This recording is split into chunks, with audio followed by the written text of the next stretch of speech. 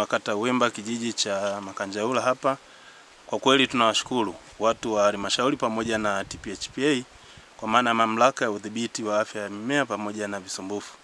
Kwa kweli semina ya leo au mafunzo ya leo tumejifunza mambo mengi ambayo huko nyuma tulikuwa tunaishi kwa mazoea, kwa maana kufanya kilimo chetu kwa mazoea, lakini kwa siku ya leo tumepata mafunzo mazuri sana ambayo tumejua namna visumbufu mbalimbali vinavyoweza kushambulia mazao yetu pamoja na kudhibiti. Pamoja na jambo jingine ambalo tumejifunza ni namna ya kutumia vinyunyizi, haya mabomba ambayo tunaita knapsack.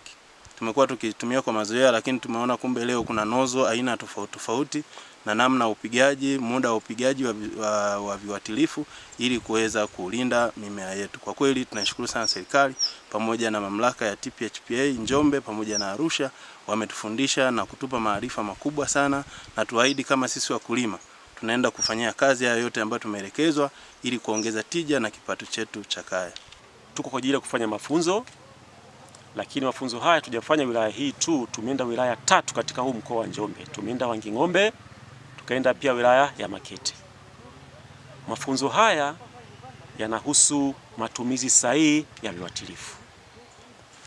Na tumekuja baada ya kupata wito, kulikuwa na malalamiko na maombi mengi kutoka kwa wadau wa kilimo, hasa wanaolima parachichi na viazi mviringo, kwamba wanasumbuliwa sana na visumbufu. Wanasumbuliwa na magonjwa, hasa magonjwa ya fungus, lakini pia wadudu. Kwa hiyo tukaona afadhali tuje tutoe elimu ya matumizi sahihi ya viuatilifu, kwa sababu walikuwa wanasema wana viuatilifu wanatumia lakini hawaoni matokeo.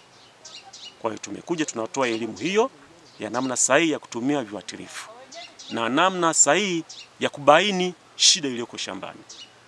Sasa katika mafunzo haya kuna vitu tumevigundua kwamba kumbe tatizo sio kwamba viuatilifu vilikuwa vifanyi kazi. Tatizo kubwa tulilolibaini ni kwamba walikuwa wanakosea, aidha kwa kuto kutambua tatizo lililoko shambani.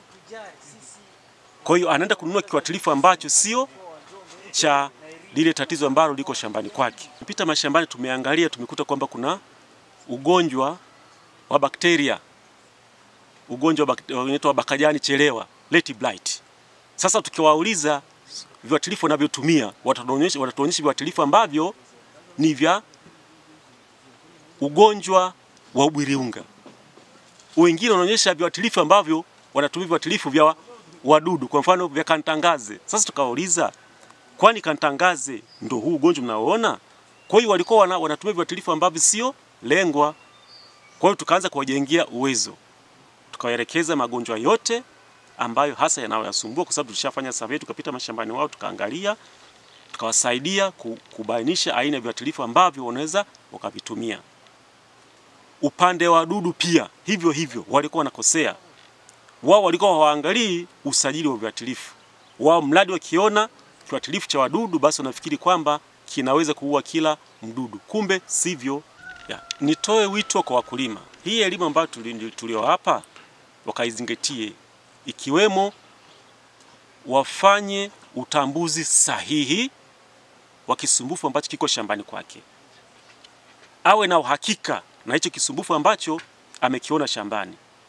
Atakapoenda kununua kiuatilifu, awe pia na uhakika kwamba hicho kiuatilifu alichokinunua kweli kimetoa maelekezo yanayoendana na shida ambayo iko shambani kwake. Asome kibandiko, je, kinaeleza kisumbufu ambacho kiko shambani kwake?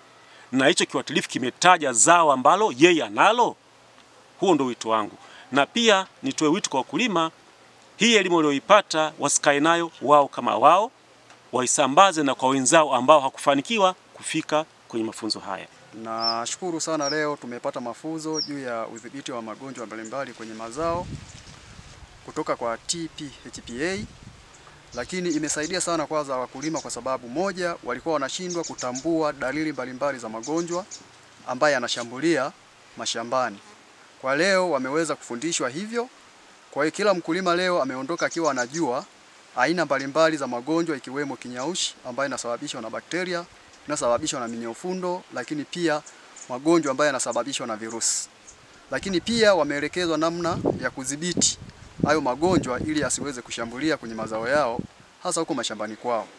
Lakini tofauti na hivyo, pia leo wakulima wameweza kupata elimu bora namna ya unyunyiziaji wa viuatilifu vya aina mbalimbali, ikiwepo viuatilifu kwa ajili ya kuua wadudu, lakini viuatilifu kwa ajili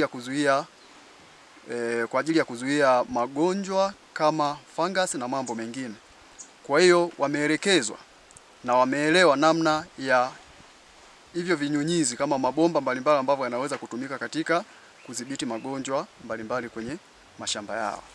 Na mamlaka tumejipanga kwa ajili ya kuhakikisha kwamba katika kata zote zinazolima parachichi hasa nyanda za juu kusini wanapata elimu bora juu ya kilimo bora cha zao la mkakati la parachichi na mazao mengine, hasa kwa ajili ya kudhibiti wadudu na magonjwa ambayo yanaathiri kipato, lakini namna ya kutumia vifaa vya vinyunyizi pamoja na vifaa kinga ili kuongeza tija na kukifanya kilimo chetu kiwe cha biashara kwa kukizi vigezo vya kimataifa na kupunguza athari za kuwa na mabaki kwenye mazao yetu, hivyo yaweze kupata soko la nje na kuongeza kipato cha nchi na kipato cha mkulima wa kawaida. TPHPA, afya ya mimea, afya ya mimea, TPHPA.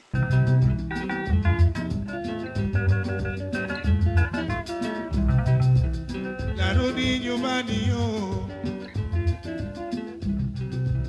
narudi nyumbani ye.